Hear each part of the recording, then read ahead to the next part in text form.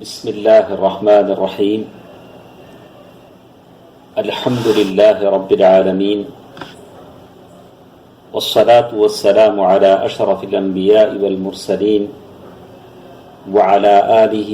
وصحبه ومن تبعهم بإحسان إلى يوم الدين أما بعد. محترم حضرات و خواتین، اللہ تبارک و تعالیٰ کا فضل و کرم ہے کہ دلوں کے اعمال کی یہ گفتگو ہمارے ساتھ ہے، اور اخلاص جو سب سے بڑی دولت ہے اس کے تعلق سے ہم بات کر رہے ہیں۔ کل کے درس میں ہم نے ایک بہت ہی اچھی مثال آپ کے سامنے پیش کیا تھا کہ آدمی کا ظاہر درخت کی شاخوں اور پتوں کی طرح ہے اور اس کا باطن درخت کی جڑوں کی طرح ہے، اور درخت کے جڑ اچھے ہیں، مضبوط ہیں، تو اس کا ظاہر بھی، اس کے پتے اور شاخوں کی خوبصورتی اس درخت کو ہوتی ہے۔ تو یہ مثال آپ نے اچھی طرح سمجھ لی ہوگی۔ آج کی اس درس میں ہم آگے بڑھ کر کچھ باتیں آپ کے سامنے پیش کرتے ہیں۔ وہ یہ کہ شیخ نے صفحہ نمبر 120 پر 7 پر لکھا ان ينظر العبد في عاقبة الرياء في الدنيا، آدمی ریا دکھاوے کا جو انجام دنیا میں ہوتا ہے اس کے بارے میں وہ غور و فکر کرے کہ دکھاوا، ریاکاری کا انجام دنیا میں اچھا نہیں ہوتا۔ ام المؤمنین عائشہ رضی اللہ تعالی عنہ، اللہ کے نبی صلی اللہ علیہ وسلم کی وہ زوجہ محترمہ جن کے بارے میں اللہ کے نبی صلی اللہ علیہ وسلم نے فرمایا تھا، اے عائشہ تم جنت میں بھی میری بیوی ہو اور دنیا میں بھی میری بیوی ہو۔ ام المؤمنین عائشہ رضی اللہ تعالی عنہ فرماتی ہیں، ان کے بارے میں آتا ہے کہ انہوں نے معاویہ رضی اللہ تعالیٰ عنہ کو ایک خط لکھا جس میں انہوں نے ان کو نصیحت کی۔ نصیحت کے جو الفاظ تھے اس میں کہا، اما بعد فإن العبد اذا عمل بمعصیت اللہ۔ ام المؤمنین عائشہ رضی اللہ تعالیٰ عنہ خط لکھ رہی ہیں معاویہ رضی اللہ تعالیٰ عنہ کو، تو کہہ رہی ہیں کہ بندہ جب اللہ تبارک و تعالیٰ کی نافرمانی کرتا ہے عاد حامدہ من الناس ذاما، یعنی کوئی بھی ایسا کام کرے جس کے متعلق سمجھے کہ میں یہ لوگوں کو دکھانے کے لیے کر رہا ہوں، اور لوگ بھلے اس کی تعریف بھی کریں لیکن وہ اس کے لیے مذمت کا سبب بن جاتی ہے۔ لوگ آپ کے کام پر بظاہر ہو سکتا ہے کہ لوگ آپ کی تعریف کریں، تعریف کے پل باندھیں، کہیں کہ واہ واہ کہیں، لیکن یہ چیز آپ کے لیے مذمت کا باعث بن جاتی ہے۔ جسے کہا کہ جو آدمی لوگوں کی تعریف کے لیے، لوگوں کی واہ واہ کے لیے کام کرتا ہے اور اس کی نیت اچھی نہیں ہے، تو بالکل لوگوں کی وہ تعریف اس کے لیے مذمت بنا دی جاتی ہے۔ عمر بن خطاب رضی اللہ تعالی عنہ، شہید محراب عمر بن خطاب رضی اللہ تعالیٰ عنہ کی یہ بات ہم آپ کے سامنے پیش کرتے ہیں، جس میں انہوں نے کہا، من خلصت نیتہ فی الحق، جس کی نیت خالص ہوتی ہے حق کے معاملے میں، یعنی وہ اپنی نیت کو خالص کر لیتا ہے، تو اچھی طرح میری بات کو سن لیں، جتنے مرد و خواتین میری بات کو سن رہے ہیں، کفاہ اللہ ما بینہ وبین الناس،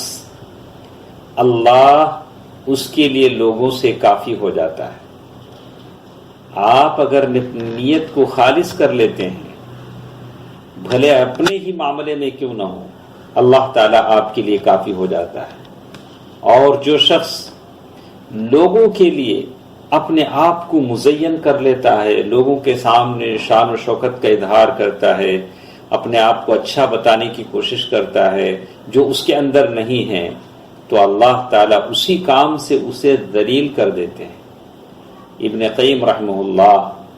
حضرت عمر بن خطاب رضی اللہ تعالی عنہ، شہید محراب، کی یہ بات پر تعلیق کرتے ہوئے لکھتے ہیں اپنی کتاب البدیع، ان کی جو کتاب مشہور کتاب ہے اعلام الموقعین، اپنی کتاب میں،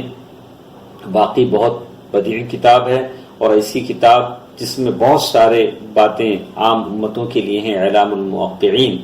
اس کتاب میں وہ لکھتے ہیں ھذا شقیق کلام النبوہ، حضرت عمر رضی اللہ تعالیٰ عنہ کی یہ بات ایسی ہے، یعنی اس طرح سے ہے جیسے نبوت کی باتیں ہوتی ہیں، نبوت کی باتیں ہوتی ہیں، اس کی ایک ہلکی سی جھلک اس میں نظر آتی ہے۔ یقول ابن قیم رحمہ اللہ فرماتے ہیں ھذا لکلام النبوۃ یشبہ، کہا کہ یہ بات تو حضرت عمر بن خطاب رضی اللہ تعالیٰ عنہ کی زبان سے ہی نکل سکتی ہے۔ عمر وہ ہیں المحدث الملہم، عمر بن خطاب رضی اللہ تعالیٰ عنہ کی شخصیت وہ ہے جن کے دل میں بہت ساری ایسی باتیں ڈالی گئیں جس کی موافقت کی گئی۔ عمر رضی اللہ تعالیٰ عنہ وہ کہتے ہیں وَهَاتَانِ الْكَلِمَتَانِ مِنْ كُنُوزِ الْعِلْمِ، ابن قیم رحمہ اللہ فرماتے ہیں کہ عمر رضی اللہ تعالیٰ عنہ کی یہ دونوں باتیں علم کے خزانے سے ہیں، علم کے خزانے سے ہیں، جس کے بارے میں انہوں نے کہا کہ فَأَمَّا الْكَلِمَةُ الْأُولَى، پہلی بات جس میں عمر بن خطاب رضی اللہ تعالیٰ عنہ نے کہا مَنْ خَلُصَتْ نِيَّتُهُ فِي الْحَقِّ، دوستو عزیزو یہ باتیں ہم اس لیے سنتے اور سناتے ہیں کہ اس کا ایک ایک لفظ آپ اور میں اپنے دل و دماغ میں بٹھا لیں، اس پر عمل کرنے کی کوشش کریں۔ کیا کہا عمر بن خطاب رضی اللہ تعالیٰ عنہ نے؟ جو شخص اپنی نیت کو خالص بنا لے گا، اپنی نیت کو خالص کر لے گا، کفاہ اللہ ما بینہ و بین الناس، اللہ اس کے سارے معاملات کو سنبھال لے گا، اس کے معاملات جو اس کے اور لوگوں کے بیچ میں ہیں، اب آپ کو کوئی ٹینشن لینے کی ضرورت نہیں، کوئی پریشانی لینے کی ضرورت نہیں، بس آپ مخلص ہو جائیے، اخلاص کو اپنا لیے، باقی سارے معاملے اللہ تعالیٰ کے حوالے ہیں۔ ابن قیم رحمہ اللہ فرماتے ہیں فَهِيَ مَنبَعُ الْخَيْرِ وَأَصْلُهُ، یہ خیر کا چشمہ ہے اور اس کی اصل ہے۔ اور دوسری چیز جو عمر بن خطاب رضی اللہ تعالیٰ عنہ نے کہا مَن تَزَيَّنَ بِمَا لَيْسَ فِيهِ، جو آدمی اپنے اندر جو چیز نہیں ہے اس کو خامخواہ ظاہر کرنے کی کوشش کرے گا، جو دینداری اس کے اندر نہیں اس کو بتانے کی کوشش کرے گا، جو تقوی، زہد، ورع اس کے اندر نہیں ہے اس کو دوسروں کو بتانے کی کوشش کرے گا، شانہ اللہ، اللہ تعالیٰ ایسے آدمی کو ذلیل کر کے رکھ دے گا، ذلیل کر کے رکھ دیتا۔ یہ جڑ ہے، بنیاد ہے برائی کی۔ اسی لیے کہتے ہیں فَإِذَا كَانَ الْعَبْدُ إِذَا، بندہ جب اپنی نیت کو خالص کر لیتا ہے، اس کے ارادے اللہ کے لیے ہو جاتے ہیں، اس کا عمل خالص اللہ کے لیے ہو جاتا ہے، یہی تقوی کی بنیاد ہے، یہی احسان کی بنیاد ہے، وہ ہے خلوص النیہ للہ، یعنی اللہ تبارک و تعالیٰ کے لیے اپنی نیت کو خالص کرنا۔ اور اللہ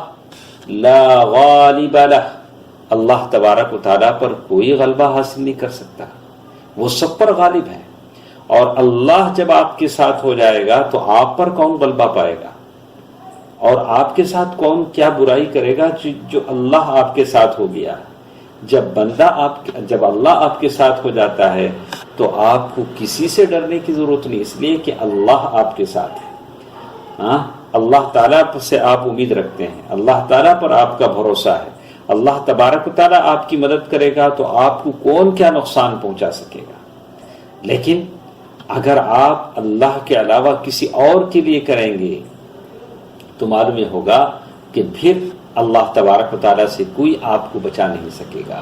یہ چند باتیں تھیں جو آج کے اس درس میں ہمارے ساتھ ہیں۔ انشاءاللہ کل کے درس میں کچھ اور باتیں ہمارے ساتھ رہیں گی۔ اللہ تبارک و تعالیٰ بہتر بات سننے اور عمل کرنے کی توفیق دے، آمین۔ السلام علیکم ورحمۃ اللہ وبرکاتہ۔